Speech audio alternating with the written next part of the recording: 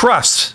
Trust is the number one thing that they're looking for. It's hard to trust a stranger. The problem with higher level jobs is that those are jobs in which you have to make decisions. It's thinking work. They're hiring somebody to help them run things. If they hire someone that's bad, someone that doesn't care about the company, that's only in it for themselves, that's lazy, that's a criminal, that's like a horrible person to work with, if it turns out the person that they hired is any one of those, it's very bad for them. Even if they fired you, it would still have a lasting bad effect for them. Okay, you can do a lot of damage. You could ruin the company's reputation with all their customers, potentially. That's why they look for more than just technical skills. They also have to know that you're going to behave appropriately. You're not going to say inappropriate things. You're not going to do inappropriate things that would damage the organization's reputation. Okay, this is the big thing with executives.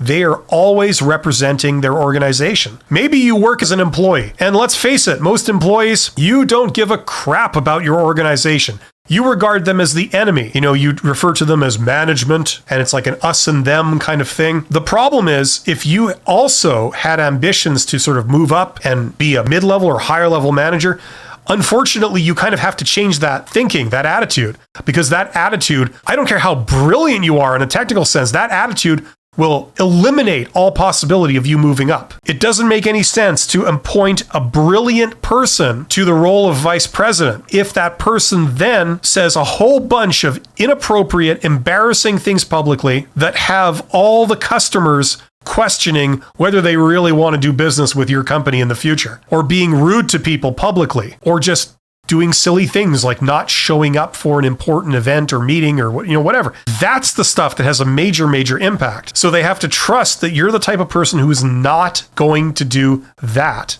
How do you convince them that you're not going to do that? You have to be known to them, or they have to know of you as a person who has a history of not doing that. That's a pretty safe bet. Okay, so that's what we're up against. Okay, a lot of people mistakenly think that all you need to qualify for those roles is to have put in your time, be technically competent, and be familiar with the organization. That's a good start, but that does not address the biggest hurdle, which is what I just said. It's the trust element that you're going to behave appropriately and you're going to make solid decisions. Also, a lot of young people, for all their merits, they either exhibit this or they're prejudged that they will exhibit this. You have to have a certain amount of maturity. You can't lose your temper.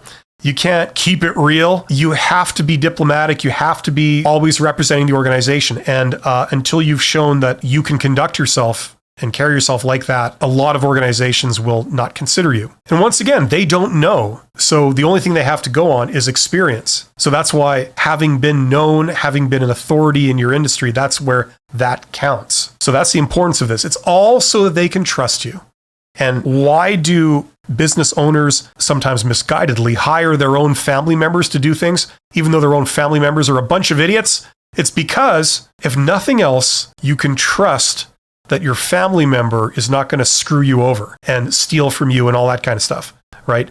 That's the idea. That's why if you ever wondered why they put all these people in these high positions that really shouldn't be there, because they don't know what they're doing and they're bad at it.